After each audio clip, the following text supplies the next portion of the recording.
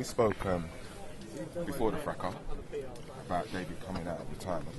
You said there was no possibility of that happening unless it was one of the big fights. Things changed. What was the defining factor for you? Yeah, the street fight. At a press conference. He had a dust up, we came back, and all of a sudden millions of people want to see him box him in the ring. And we were working on a fight with Klitschko for September, and that was what he was going to come out of retirement for. But you know, everyone sees the hype behind this. Everyone sees how much people want to see this. They're two professional fighters that had a fight outside of a boxing ring, and now they're just putting it where they should have it. You heard what I said in the press conference.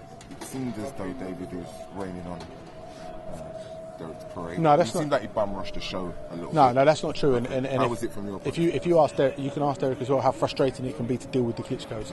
We were negotiating for the fight with Vitaly, but we were getting mixed messages because one part of his organisation was saying, yes, let's do it. The other part was saying, no, it will never happen. But then I'm getting emails saying, yes, let's discuss the terms, and you're hearing, no, it will never happen. So I said to David, let's go there, because I'm working there anyway for BBC. He was working there for Box Nation, and the press conference was happening upstairs, and it was the only time we got to actually speak to Bernd Bunter and Vitaly Klitschko directly, and so that's what he did. But he stood there, and he waited for the press conference to finish. But of course the cameras were still rolling. Once the press conference finished, he then spoke to Vitaly. And then Bernd got very defensive of Vitaly, and then Dereck got involved, and then Don Charles got involved, and then it kicked off. But it happened, didn't it? A bit unsavoury, but it's led to this fight. You seem quite upset in the press conference about the fact that people are... It's ridiculous, the disproportionate criticism that these two have had for having a bit of a scrap. That was it. No one got injured. In fact, I think the only person that actually got injured was me. I didn't have a problem with it.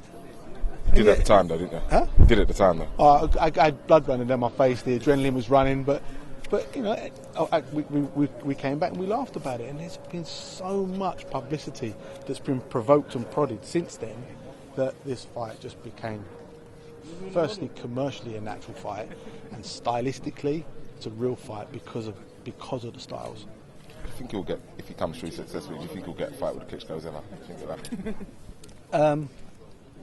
Yes.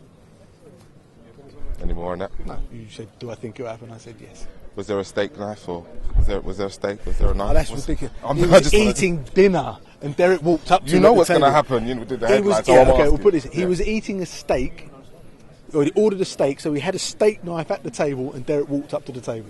That's what happened. Huh? David was sitting in a restaurant, and Dereck decided to walk up to him.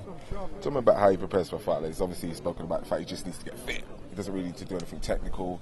Is that just an indication of the golfing class? He believes that there's such a huge golfing class. My job is to make sure that he realises that regardless of the fact that there's a golfing class, it's a fight. And he's a big man. And he's a big man that can pressure, and he's a big man that can take a shot. So you've got to prepare.